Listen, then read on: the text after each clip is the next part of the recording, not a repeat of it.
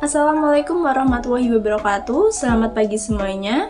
Kepada yang saya hormati Ibu Aprilia Wetiningtyas, SEMSI, selaku dosen pembimbing mata kuliah teori akuntansi, dan teman-teman saya yang saya sayangi. Sebelumnya perkenalkan, nama saya Putri Cahyani. Saya di sini akan menjadi moderator dari kelompok 2. Adapun anggota dari kelompok 2 yaitu 1.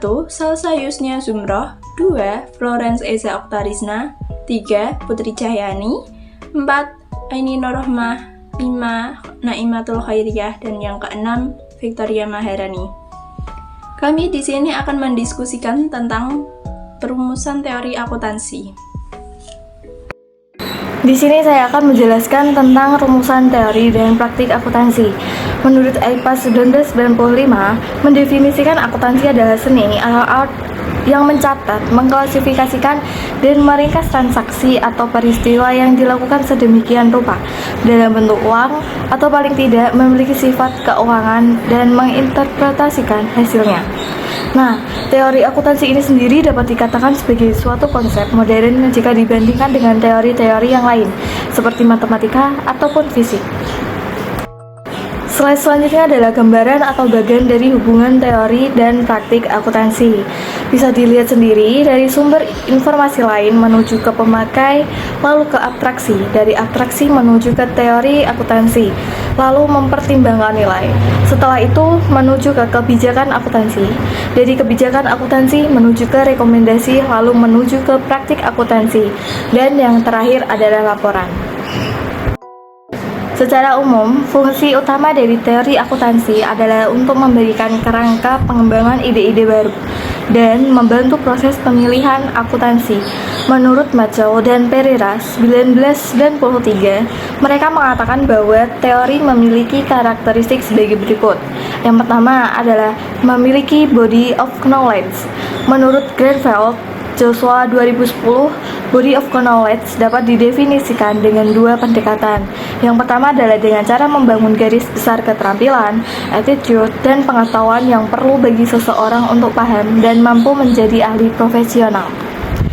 Nah, yang kedua ini adalah dengan cara mengkompilasi secara rinci teori, metodologi, teknologi, dan prosedur yang perlu dikuasai pada praktik para profesional.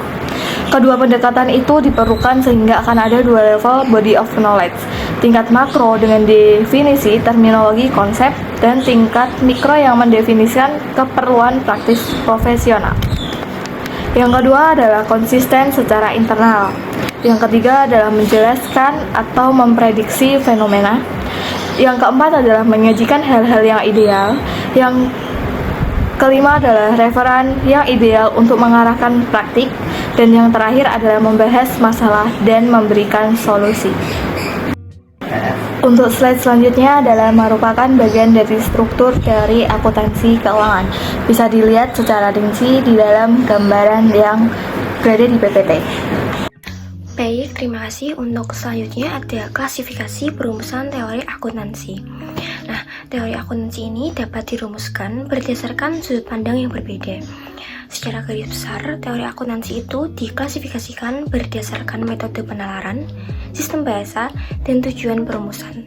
Oke, yang akan dibahas itu yang pertama, klasifikasi teori akuntansi menurut metode penalaran.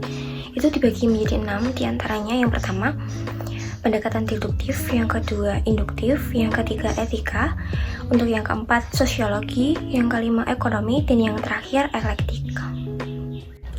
Untuk yang pendekatan deduktif, nah di dalam akuntansi, perumusan teori akuntansi yang didasarkan pada pendekatan ini itu dimulai dari proposisi akuntansi dasar sampai dihasilkan prinsip akuntansi yang rasional sebagai pedoman untuk mengembangkan teknik-teknik akuntansi.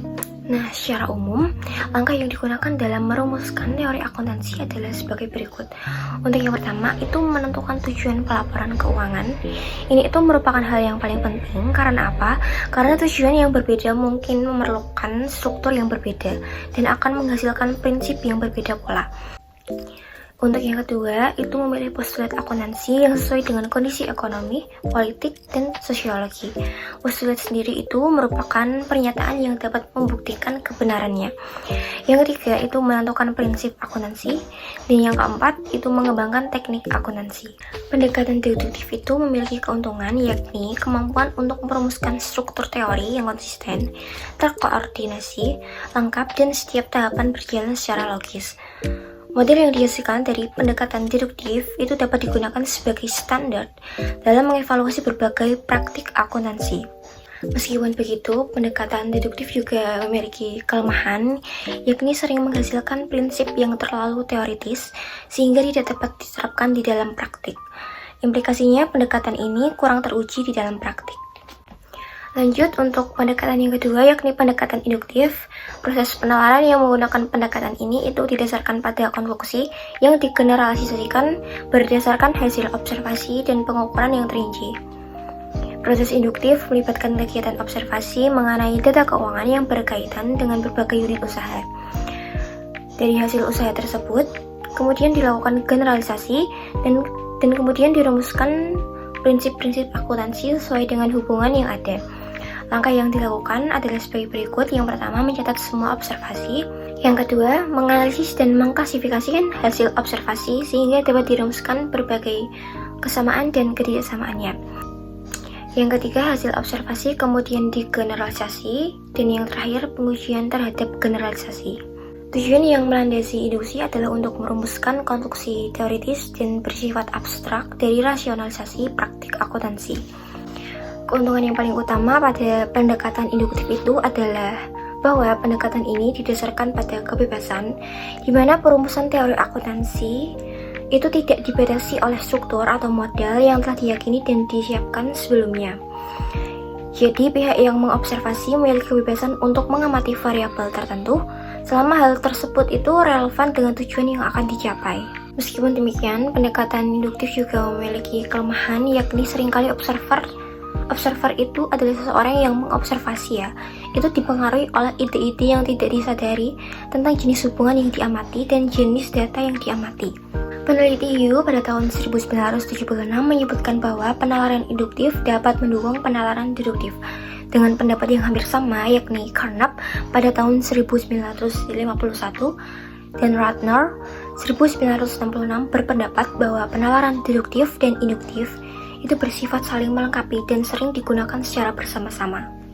Untuk klasifikasi teori akuntansi menurut metode penalaran yang selanjutnya akan dijelaskan oleh rekan saya.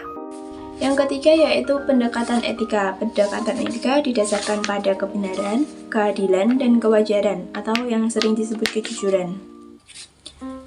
Pendekatan etika menjadi makin penting pada saat sekarang. Scott mengatakan bahwa prinsip akuntansi adalah pernyataan umum yang menghubungkan aturan dan prosedur akuntansi dengan konsep sosial tersebut. Lebih lanjut, Scott mengatakan bahwa prosedur akuntansi akan berubah karena perubahan kondisi lingkungan, bukan memenuhi tujuan sekelompok pemakai tertentu. Meskipun pendekatan etika memiliki manfaat, pendekatan tersebut tidak mampu menghasilkan standar yang dapat dijadikan pedoman dan dapat diterapkan dalam praktik. Beberapa pertanyaan yang membutuhkan jawaban berkaitan dengan pendekatan etika adalah laporan keuangan wajar untuk siapa, untuk tujuan apa, dan dalam lingkungan apa. Oleh karena adanya beberapa pertanyaan semacam itu, pendekatan ini secara operasional memiliki berbagai keterbatasan apabila diterapkan pada teori akuntansi. Untuk pendekatan yang keempat yaitu pendekatan sosiologi.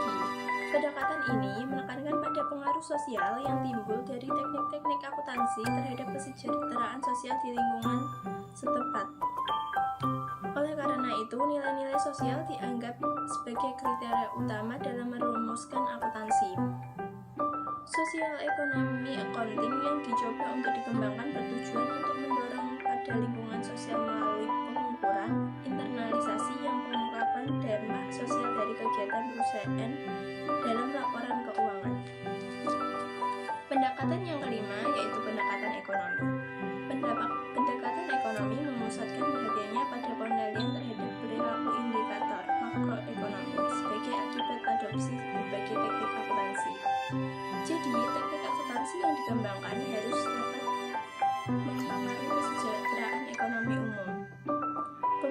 terhadap teknik akuntansi tergantung pada pengaruhnya terhadap ekonomi nasional. Kriteria yang digunakan dalam pendekatan ini adalah kebijakan dan teknik akuntansi harus dapat merefleksikan realita ekonomi. Pemilihan teknik akuntansi tergantung pada konsekuensi ekonomi yang timbul penerapan teknik tersebut. Untuk yang keenam, pendekatan elektrik. Pendekatan elektrik ini bertujuan untuk mengembangkan akuntansi dengan cara menggabungkan berbagai pendekatan yang selama ini digunakan. Klasifikasi berdasarkan sistem bahasa. Teori dapat diekspresikan dalam wujud kata atau tanda. Dalam filsafat pengetahuan, studi tentang tanda dikenal dengan istilah semiologi. Semiologi sendiri dibagi menjadi 3 bagian. Satu yaitu teori sintaktik. Teori sintaktik berusaha untuk menjelaskan praktik akuntansi dan memprediksi bagaimana akuntan akan bereaksi pada situasi tertentu atau bagaimana mereka melaporkan peristiwa tertentu.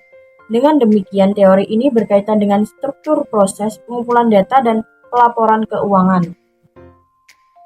Interpretasi teori akuntansi atas dasar sintaktis dapat digambarkan sebagai berikut. Input semantik terhadap sistem tersebut adalah transaksi dan pertukaran yang dicatat dalam jurnal dan buku besar perusahaan. Transaksi tersebut kemudian dimanipulasi atau dibagi dan dijumlah atas dasar alasan dan asumsi-asumsi akuntansi kos historis. Contohnya, akuntan menganggap bahwa inflasi tidak perlu dicatat dan nilai pasar atau nilai wajar aktiva dan hutang dihiraukan.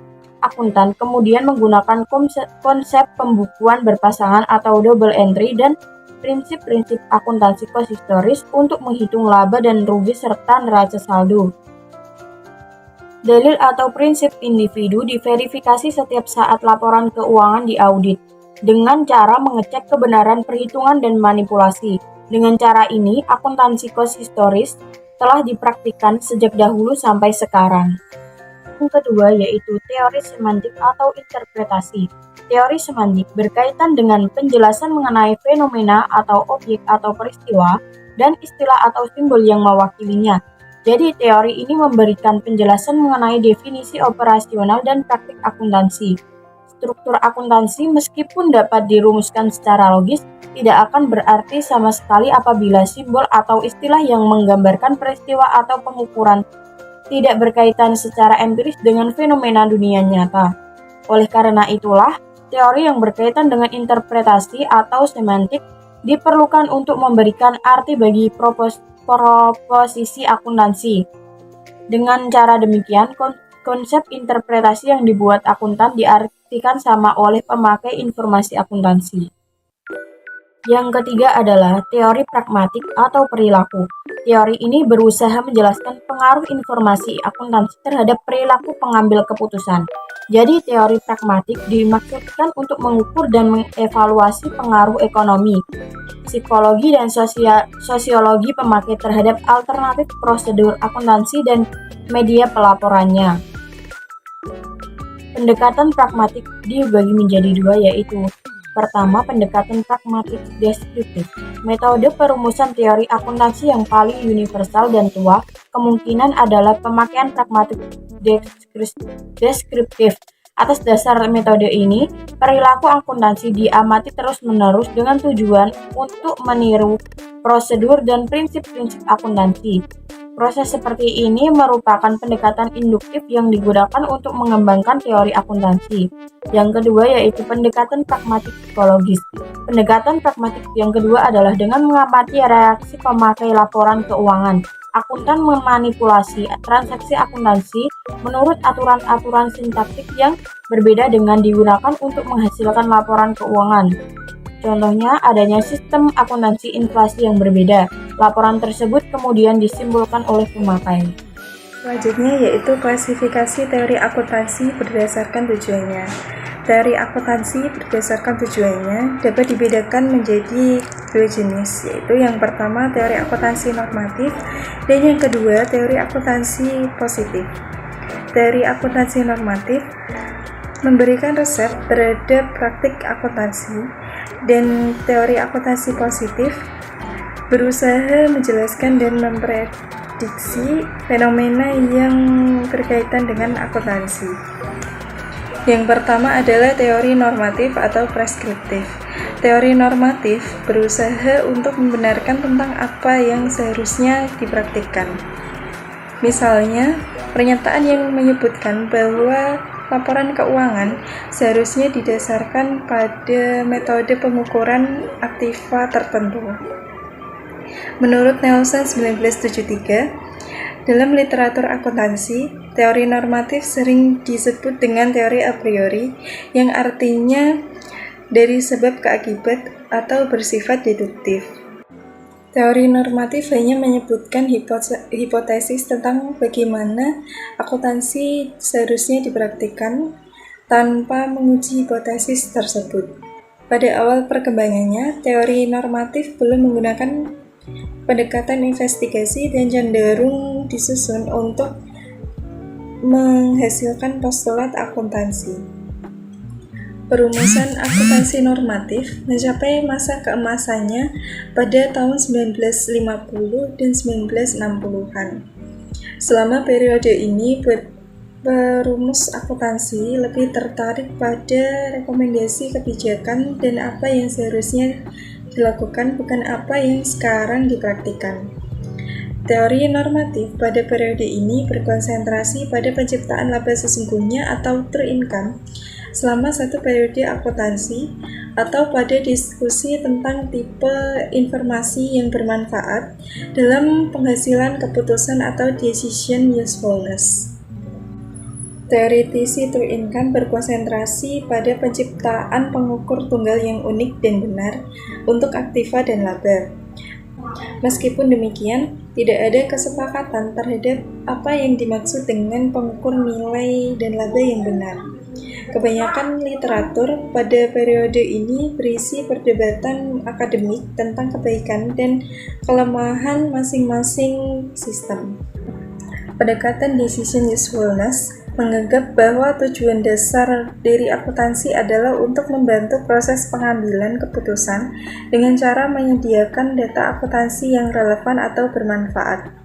Pengujian terhadap kemanfaatan informasi didasarkan pada reaksi pragmatis psikologis memakai terhadap data yang telah dijelaskan sebelumnya. Pengujian yang lain tidak mengidentifikasi kelompok tertentu, tetapi berargumen bahwa semua pemakai laporan keuangan memiliki kebutuhan yang sama terhadap data akuntansi. Teori ini didasarkan pada konsep ekonomi klasik tentang laba dan kemakmuran atau wealth, atau konsep ekonomi pengambilan keputusan rasional. Biasanya konsep tersebut didasarkan juga pada penyesuaian rekening karena pengaruh inflasi atau nilai pasar dari aktiva. Teori ini pada dasarnya merupakan teori pengukuran akuntansi. Teori tersebut bersifat normatif karena didasarkan pada anggapan berikut. Yang pertama, akuntansi seharusnya merupakan sistem pengukuran. Yang kedua, laba dan nilai dapat diukur secara tepat. Yang ketiga, akuntansi keuangan bermanfaat untuk pengambilan keputusan ekonomi. Yang keempat, pasar tidak efisien dalam pengertian ekonomi. Yang kelima, ada beberapa pengukur laba yang unik. Meskipun demikian, anggapan tersebut jarang diuji melalui penelitian empiris. Pendukung teori ini biasanya menggambarkan sistem akuntansi yang dihasilkan sebagai suatu yang ideal dan merekomendasikan penggantian sistem akuntansi cost historis dan pemakai teori normatif oleh semua pihak. Teori akuntansi positif. Tujuan dari teori akuntansi positif adalah untuk menjelaskan dan memprediksi praktik akuntansi. Penjelasan berarti memberikan alasan-alasan terhadap praktik yang diamati. Misalnya, teori akuntansi positif berusaha menjelaskan mengapa perusahaan tetap menggunakan akuntansi, cost historis, dan mengapa perusahaan tentu mengubah teknik akuntansi mereka. Prediksi terhadap praktik akuntansi berarti teori berusaha memprediksi fenomena yang belum diamati. Pendekatan lain yang dapat digunakan adalah dengan menguji arti penting output akuntansi di pasar. Dengan demikian, teori akuntansi positif memiliki fokus ekonomi dan berusaha menjawab pertanyaan seperti A. Apakah biaya yang dikeluarkan untuk memilih metode akuntansi sesuai dengan manfaat yang diperoleh? B. Apakah biaya regulasi dan proses penentuan standar akuntansi sesuai dengan manfaatnya? C. Apakah laporan keuangan berpengaruh terhadap harga saham? Untuk menjawab pertanyaan tersebut, teori akuntansi positif menggunakan asumsi sebagai berikut. A. Manajer, investor, kreditor, dan individu lain bersikap rasional dan berusaha memaksimumkan kepuasan. B. Manajer memiliki kebebasan untuk memilih metode akuntansi yang memaksimumkan kepuasan mereka atau mengubah kebijakan produksi, investasi, dan pendanaan perusahaan untuk memaksimumkan kepuasan mereka. C. Manajer mengambil tindakan yang memaksimumkan nilai perusahaan. Atas dasar pertanyaan dan asumsi tersebut, teori akuntansi positif berusaha menguji 3 hipotesis sebagai berikut. 1. Hipotesis rencana bonus. Manajer perusahaan dengan rencana bonus tertentu cenderung lebih menyukai metode yang meningkatkan laba periode berjalan. 2. Hipotesis hutang atau ekuitas, yaitu makin tinggi rasio hutang atau ekuitas perusahaan, makin besar kemungkinan bagi manajer untuk memilih metode akuntansi yang dapat menaikkan laba. 3. Hipotesis cost politik, yaitu perusahaan besar cenderung menggunakan metode akuntansi yang dapat mengurangi laba periodik dibandingkan perusahaan kecil. Kehadiran pendekatan positif telah memberikan sumbangan yang berarti bagi pengembangan akuntansi. Menurut Watts dan Zimmerman, PAT telah memberikan kontribusi bagi pengembangan akuntansi, misalnya A. Menghasilkan pola sistematik dalam pilihan akuntansi dan memberikan penjelasan spesifik terhadap pola tersebut. B. Memberikan kerangka yang jelas dalam memahami akuntansi. C. Menunjukkan peran utama contracting cost dalam teori akuntansi. D. Menjelaskan mengapa akuntansi digunakan dan memberikan kerangka dalam memprediksi pilihan-pilihan akuntansi. E. Mendorong riset yang relevan dengan akuntansi dengan menekankan pada prediksi dan penjelasan terhadap fenomena akuntansi.